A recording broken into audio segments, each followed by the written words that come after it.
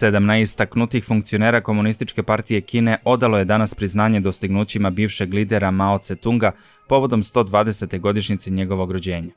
Predvođeni šefom države Xi Jinpingom, 7 članova stalnog komiteta Politbiroa 3 puta su se naklonili pred Maovim spomenikom na trgu Tiananmen u Pekingu. Xi je izjavio da će Komunistička partija Kine, koja je na vlasti od 1949. godine, večno visoko nositi zastavu Maove misli. Uz ocenu da je Mao i grešio, Xi je izjavio da bi njegovo delo trebalo da bude posmatrano u istorijskom kontekstu revolucionarne borbe protiv invazije i ugnjetavanja.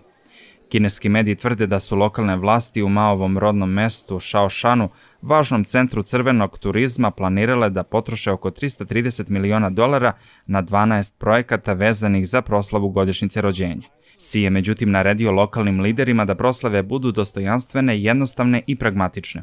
Većina Kineza ipak smatra da uspesi Maoa nadmašuju greške koje je napravio tokom 41 godine provedene na čelu Komunističke partije, pokazuju rezultati istraživanja javnog mnjenja.